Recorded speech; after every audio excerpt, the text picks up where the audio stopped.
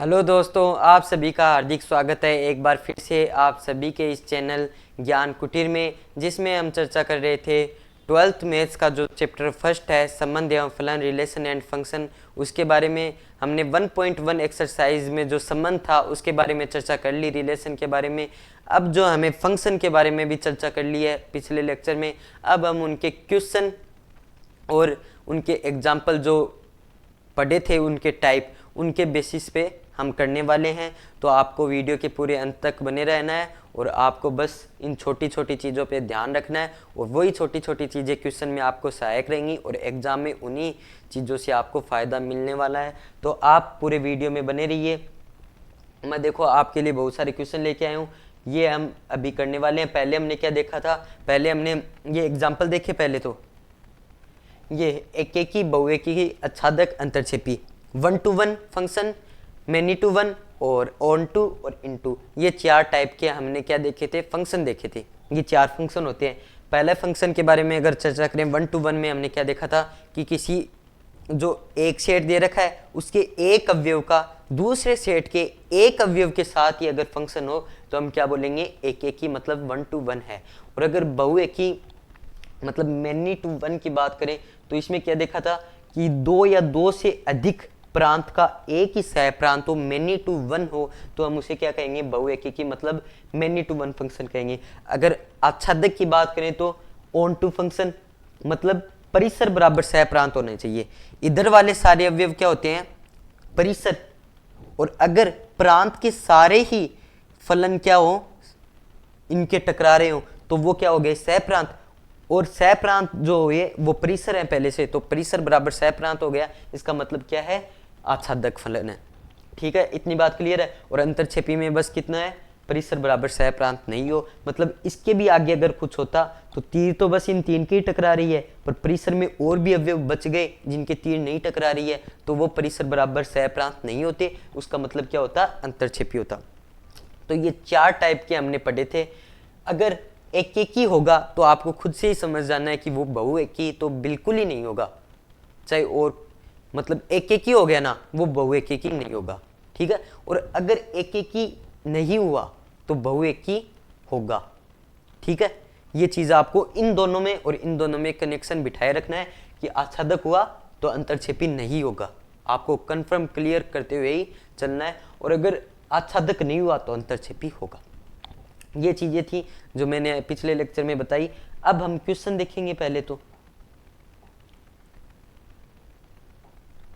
Example 6 तक तो थे संबंध में, वो हमने कर लिए। एनसीईआरटी बुक ही लेके चल रहा हूं, और एनसीईआरटी एक बेसिक मजबूत करने के लिए सर्वोत्तम बुक मानी जाती है कि आप अगर एनसीईआरटी को पढ़ लेते हो तो आपके फिर कहीं पे दिक्कत नहीं आने वाली।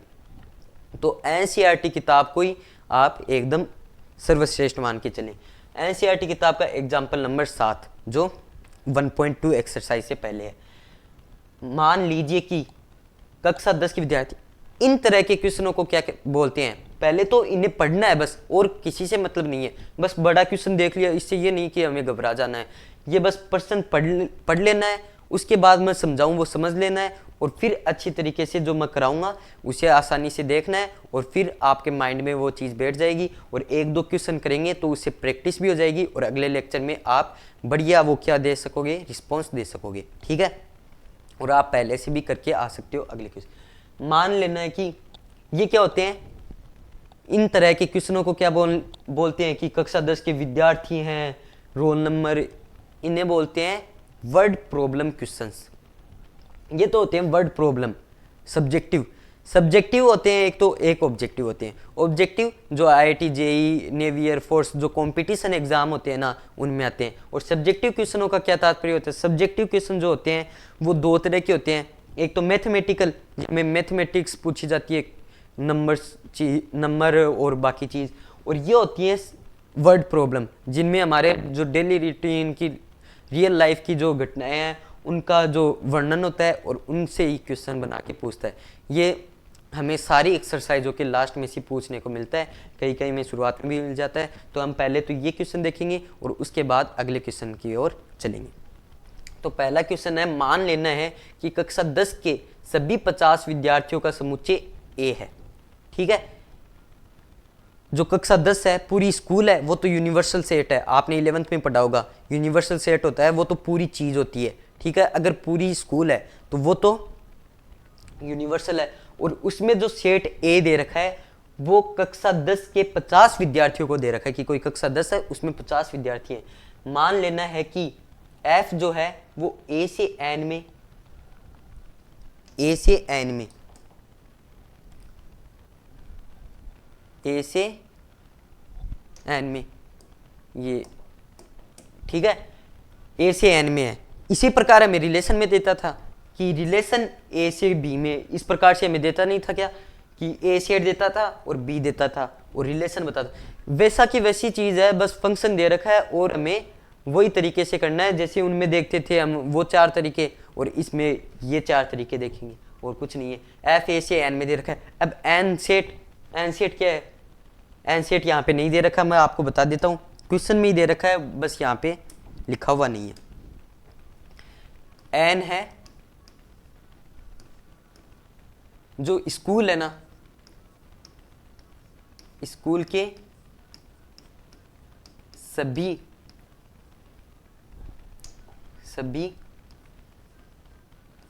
स्टूडेंट के रोल नंबर।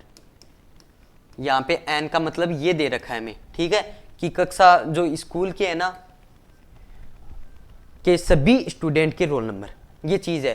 तो ये 2 चीजें हैं जो हमें देखनी है। पहला सेट जो ए है वो तो किसके बारे में बता रहा है, सिर्फ कक्षा 10 के जो 50 विद्यार्थी हैं उनके बारे में ही बता रहा है। और जो एन सेट है ना वो हमें बता रहा है पूरी स्कूल के रोल नंबर, जो बच्चों के रोल नंबर है। आपके भी स्कूल जो भी है उनमें भी बच्चों के रोल नंबर निकाले रखते हैं कि वो रोल नंबर उसी का है, वो बोलेंगे तो वो आ जाएगा। इस प्रकार से रोल नंबर बताए जाते हैं, ठीक है। वो पूरी स्कूल के दिखा रखे हैं और ये ए सेट है वो सिर्फ कक्षा 10 का दिखा रखा है। ये ए से एन में कोई फंक्शन है। और फंक्शन किस प्रकार का है कि विद्यार्थी अक्ष का रोल नंबर द्वारा परिभाषित एक फलन है। अगर समझ में नहीं आया तो कोई दिक्कत नहीं, आपको सॉल्यूशन करवाऊंगा, उससे समझ में आ जाए। याद क्या करना है, एक की तो है किंतु आच्छादक नहीं है, ये चीज हमें वैल्यू ये ज्ञात करनी है। तो हम सॉल्यूशन स्टार्ट करते हैं। ये भी कई तरीके से हो सकते हैं सॉल्यूशन, आप डायग्राम से बना सकते हो, लैंग्वेज से लिख सकते हो और मन में भी आप समझ सकते हो, किसी भी प्रकार से आप इनको कर सकते हो, ठीक है। तो अगर हम इनका सॉल्यूशन देखें तो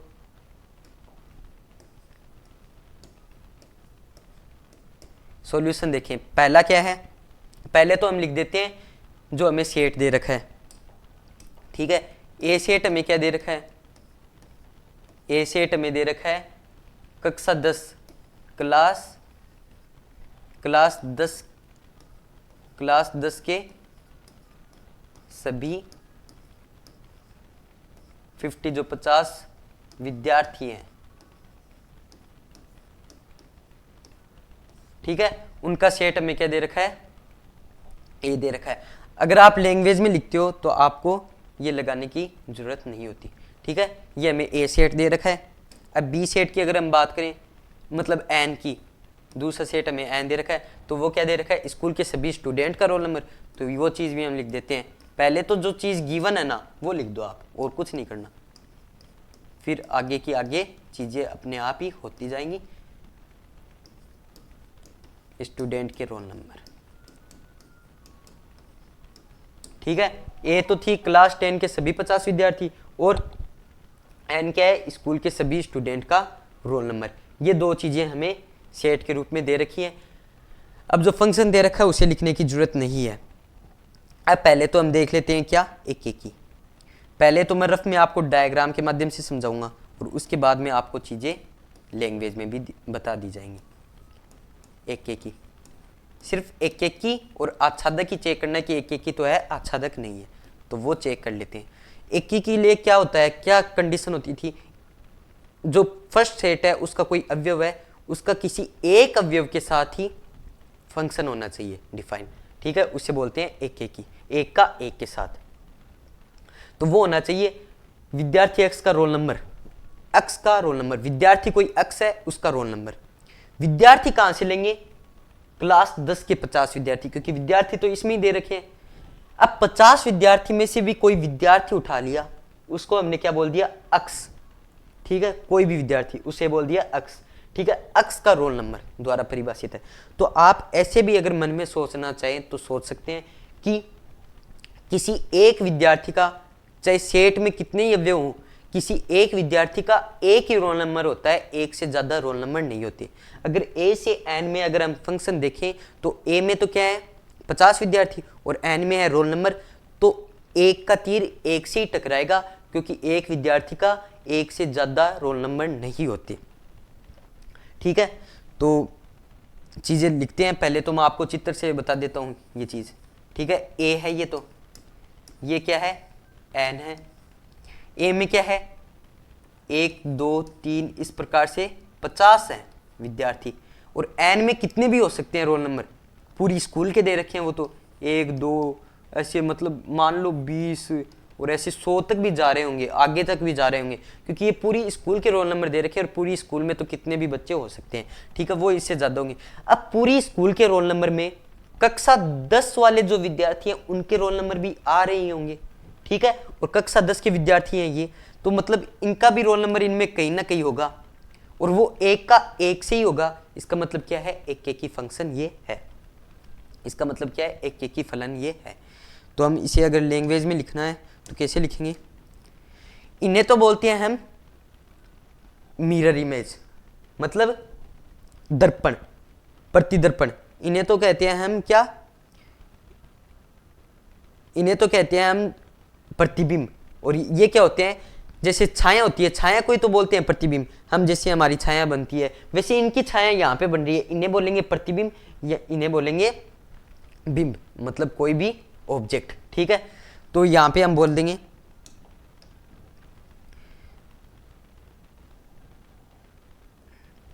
क्या बोलेंगे कि ए के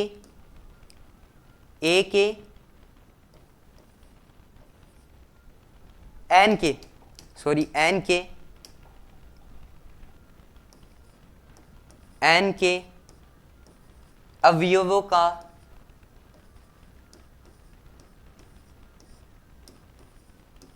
अद्वितीय बिंब है, अद्वितीय बिंब ए में है, ए में है। क्या मतलब हुआ इसका, एन के जो अवयव हैं उनका अगर हम देखें तो अद्वितीय बिंब, मतलब अद्वितीय मतलब एक से ज्यादा नहीं है। जो बिंब है इन्हें तो बोलेंगे बिंब, इन्हें बोलेंगे प्रतिबिंब। मैं इसको ऐसे भी लिख सकता था, दो तरीके से लिख सकते हैं। इसे ऐसे लिख देता, एन के ए के अवयवों का अद्वितीय प्रतिबिंब एन में है, ए के अवयवों का अद्वितीय प्रतिबिंब एन में है। इसका मतलब एक से ही टकरा रहे हैं, अद्वितीय मतलब एक से ज्यादा नहीं है, इसका मतलब अद्वितीय। तो हम ऐसे भी लिख सकते हैं, एन के अवयवों का अद्वितीय बिंब ए में है। इसका मतलब क्या है, एक एक ही फंक्शन है, अर्थात अतः एक एक ही है। और अगर एक एक ही हो गया, 1 to 1 हो गया, तो मतलब ये चीज तो है ही कि बहुएकी नहीं होगा। ठीक है, ये चीज आपको समझ में आ गई होगी, एकदम क्लियर कट से आपको समझाया जा रहा है। आशा पूरी तरह से कंडीशन है, संभावना है कि आपको सारी चीजें समझ में आ रही होंगी। ये हम यहाँ पे रफ में बना के चल रहे हैं, और वैसे लैंग्वेज है ये। ठीक है, अब दूसरे पॉइंट की अगर बात करें, कौन से, आच्छादक की। ये एक चीज तो प्रूव हो गई। आच्छादक की अगर बात करें,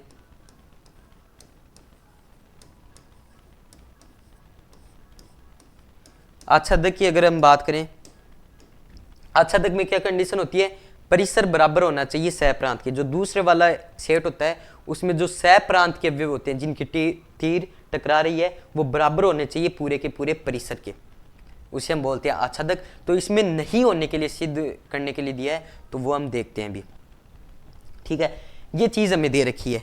अब आप इसी से समझिए, ए तो क्या है, कक्षा जो 10 के सभी 50 विद्यार्थी हैं, मान लो आगे तक जितने भी 50 विद्यार्थी हैं वो है।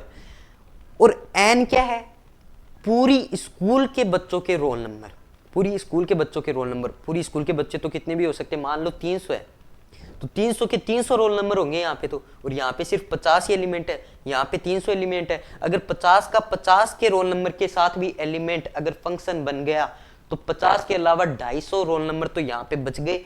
और अगर यहाँ पे बच गए तो सह प्रांत बराबर परिसर नहीं हुआ, क्योंकि परिसर सह प्रांत से बराबर हो गए।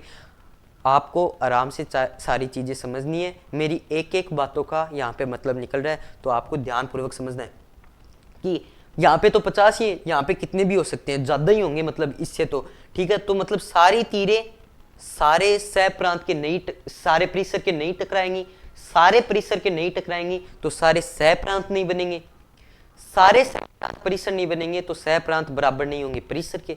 इसका मतलब क्या है, ये एक अंतरछेपी है न कि आच्छादक है, क्योंकि आच्छादक में तो कंडीशन होती है परिसर बराबर सह प्रांत होने चाहिए। वेरी इजी चीज, तो हम इसको यहाँ पे लिख देते हैं, ठीक है। किस प्रकार लिखेंगे यहाँ पे इसे, डायरेक्ट लिखो। डायरेक्ट क्या लिखेंगे, परिसर बराबर नहीं है सह प्रांत के, परिसर बराबर नहीं है सह प्रांत के, ठीक है। अगर ये चीज है तो क्या है, आच्छादक फंक्शन वो है, ठीक है। ये चीज है तो आच्छादक फंक्शन है, क्योंकि जो 50 के 50 अवयव हैं, आप एक्स्ट्रा लाइन में ऐसे भी लिख सकते हो कि जो ए के 50 अवयव हैं उनके सभी सह प्रांत नहीं हैं।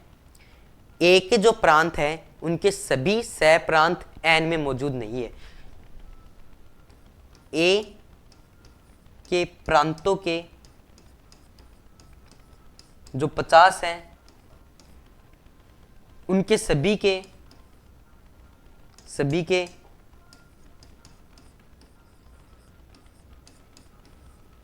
सह प्रांत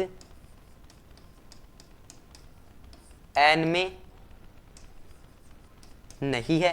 अगर ये नहीं है सह प्रांत सारे के सारे, तो इसका मतलब सह प्रांत बराबर परिसर के नहीं है, ठीक है। तो क्या है, आच्छादक भी ये नहीं है, आच्छादक ये नहीं है, इसका मतलब क्या है, ये अंतरछेपी होगा, आच्छादक नहीं होगा। ये चीज भी प्रूव हो गई, ठीक है। ये जो दो चीजें दी गई थी ये दोनों चीजें प्रूव हो गई है। अब हम चलते हैं बिना टाइम वेस्ट किए अगले क्वेश्चन की ओर। अगले क्वेश्चन से पहले, क्योंकि ये क्या है, वर्ड प्रॉब्लम नहीं है, और वर्ड प्रॉब्लम नहीं होती, जो वर्ड प्रॉब्लम होती है उन्हें तो हम ऐसे मन में ही ऐसे सोच के और लैंग्वेज लिख के समझ सकते हैं, पर जो वर्ड प्रॉब्लम होती है उनके लिए तो खास जुगाड़ की जरूरत होती है। और खास जुगाड़ मैथ में फॉर्मूलों के अलावा कुछ नहीं होता, तो वो फॉर्मूले की ओर चर्चा करेंगे। एक एकी का क्या होता है, तो बहु एकी का तो अपने आप ही पता चल जाएगा। आच्छादक का क्या होता है, अंतरछेपी का अपने आप ही पता चल जाएगा। तो हम बात करेंगे एक एकी की। सबसे पहले एक एकी मतलब 1 to 1, 1 to 1। इसकी अगर बात करें, ठीक है, तो ये मान लो कोई पहला सेट है, इसमें एक्स अवयव है, ठीक है। ये कोई दूसरा सेट है, इसमें भी कोई वाई अवयव है, ठीक है, ऐसे मान सकते हो आप। तो एक एक की क्या कंडीशन होती है, शुरुआत से हम फॉर्मूला बनाएंगे, देखना आप किस प्रकार से, बस आपको देखना है। फंक्शन तो एक ही होता है इसमें, ए से बी में मान लो एफ है फंक्शन, ये है ए और ये क्या है बी, सिंपल सी बात। ए से बी में फंक्शन तो एक ही है, ठीक है, पर ये सेट दोनों अलग अलग है, बी ए और बी। इसके मान लो एक्स अवयव है, इसके मान लो वाई अवयव मत मान लो, एक्स डेस अवयव मान लो। इसके हैं एक्स अवयव, एक्स एलिमेंट, और इसके हैं एक्स डेस, ठीक है, ऐसे आप मान सकते हो, ठीक है। एक बार मान लिया हमने सुविधा की दृष्टि से। तो एक का तीर एक को ही लगना चाहिए, एक्स अवयव का कोई एक अवयव है, कोई भी एक्स डेस का कोई एक अवयव है, तो उसका एक का तीर एक को ही टकराना चाहिए, एक का एक के साथ, वन का वन के साथ ही होना चाहिए, तभी हम क्या बोलेंगे, एक एक ही फंक्शन है। तो अगर ये होगा तो हम बोलेंगे एक एक ही है। और ये कब होगा, जब फलन एक्स अवयव में मान लो कोई x1 अवयव है, ठीक है, बराबर हो f x2 के, x डेस में मान लो कोई x2 अवयव है। अगर ये चीज बराबर हो गई, इसका मतलब क्या है, वो एक एक की फलन है, और ये चीज बराबर अगर नहीं हुई तो वो क्या होगा, अपने आप ही बहु एक एक ही हो जाएगा। तो ये फॉर्मूला नहीं है, आप इसे फॉर्मूला मत मानो, ये एक कंडीशन है, आपको इसे रटने की जरूरत नहीं है, कंडीशन अपने आप ही निकल जाएगी जब आप चीजों को समझ रहे हो तो, कि fx1 बराबर क्या होना चाहिए, fx2 होना चाहिए। ये चीज अगर होगी तो वो एक एक की 1 to 1 की कंडीशन होगी। ये चीज हमने देख ली कि एक एक की कंडीशन ये होती है। इसके हम स्टार लगा देते हैं, आप इसे नोट कर सकते हैं। ये चीज तो आपको समझने की दृष्टि से समझाई थी। दूसरी चीज आच्छादक देखेंगे डायरेक्ट, क्योंकि यही दो चीज अगर देख लेंगे तो बाकी की दो तो अपने आप ही। आच्छादक की बात करें तो आच्छादक में ये दो हैं सेट मान लो, ठीक है। अलग से बता देता हूं आपको, ये दो सेट है, ये ए है, ये बी है, इनमें फलन बन रहा है एफ, ठीक है। तो इसमें आच्छादक की क्या कंडीशन होती है, इनमें जितने अवयव हैं उतने ही सहप्रांत, परिसर जितने भी हैं उतने ही सहप्रांत होने चाहिए, तो क्या होता है, आच्छादक होता है, ठीक है। यही तो कंडीशन होती है कि परिसर जितना भी है ये उतने ही सहप्रांत होने चाहिए, तो हम क्या बोलेंगे, आच्छादक है। तो परिसर को क्या बोलते हैं, वाई, रेंज को वाई बोलते हैं, और अक्ष क्या बोलते हैं, प्रांत, ठीक है। तो वाई को रेंज बोलते हैं, तो वाई बराबर किसके होना चाहिए, सहप्रांत किसे बोलते हैं। अगर ये अक्ष है, मानो ये वाई है, तो अगर आप कॉन्सेप्ट को देखो तो ये पूरे परिसर हैं वाई, ठीक है। और अगर सहप्रांत की बात करें, अक्ष को प्रांत बोलेंगे, परिसर को वाई बोलेंगे, तो सहप्रांत किसे बोलेंगे, जो अक्ष से तीर आ रही हो, मतलब फलन हो किसका, अक्ष का। तो अगर परिसर को इस नाम से पुकारा जाएगा, प्रांत को इस नाम से पुकारा जाएगा, तो सह प्रांत को इस नाम से पुकारा जाएगा। इसका मतलब आच्छादक की कंडीशन क्या होती है, परिसर बराबर सह प्रांत, तो मतलब y बराबर fx जब हो जाएगा, इसका मतलब क्या होगा, वो परिसर बराबर सह प्रांत होगा, और यही इसकी कंडीशन होती है। आपको इसे भी नोट कर लेना है अपनी नोटबुक में, और आपको आगे चीजें कंफर्म होती जाएंगी, ठीक है। ये चीज हमने दो चीजें जो एकदम इंपॉर्टेंट है वो देख ली है। अब इसके बाद हम इस क्वेश्चन की ओर आ सकते हैं, कोई दिक्कत की बात नहीं है, ठीक है। तो क्या दे रखा है क्वेश्चन में, सिद्ध करना है कि fx, फलन तो दे रखा है fx is equal to 2x, द्वारा प्रदत्त फलन f n से n में है, मतलब नेचुरल नंबर से नेचुरल। ये चीज भी देखनी इंपॉर्टेंट होती है, आपको इस चीज के बारे में भी पता चलेगा, नेचुरल नंबर से नेचुरल नंबर में है, ठीक है। एक एक ही है किंतु आच्छादक नहीं। नेचुरल नंबर तो आपको पता ही है 1 2 3 4 से लेके अनंत तक, ठीक है। तो इनके बारे में बात करनी है, एक एक ही है किंतु आच्छादक नहीं है, इसमें भी वही चीज हमें पता लगानी है। तो पहली चीज एक एक ही 1 to 1, अगर इसके बारे में अगर हम चर्चा करें तो हमने अभी फॉर्मूला पढ़ा है, इसमें तो फॉर्मूला ही लगेगा क्योंकि ये लैंग्वेज टाइप तो है नहीं क्वेश्चन। तो फॉर्मूला क्या था, f(x1) बराबर होना चाहिए f(x2), ये चीज हमने देखी थी। फलन का जो x1 अवयव है वो फलन के जो दूसरे में है उसके बराबर होना चाहिए। तो फलन क्या दे रखा है यहाँ पे 2x, तो यहाँ पे पुट कर देते हैं 2x1 बराबर होना चाहिए 2x2, ठीक है। ये चीज हमने यहाँ पे पुट कर दी। ये तो इजी क्वेश्चन है, आगे और भी हर तरह के क्वेश्चन आते रहेंगे, उनमें ये चीज़ का बड़ा इंपॉर्टेंट है। आप यहाँ पे देखोगे तो सोचोगे ये तो सरल सी चीज़ है, हमें अपने आप ही पता लग जाएगी। अब 2 से 2 कट जाएगा, सिंपल सी बात है, क्या बचेगा, x1 बराबर x2 यहाँ पे बच जाने वाला है। अगर ये चीज़ बच गई तो हम ये सीधा ही देख सकते हैं कि x1 बराबर x2 है, मतलब एक अवयव से ही टकराएगा।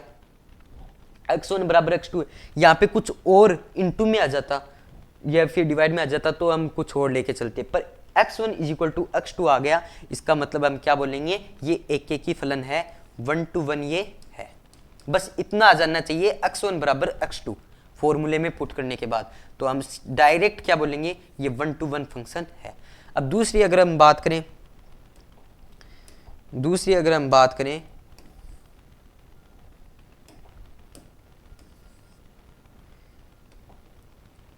दूसरी बात करेंगे हम आच्छादक की।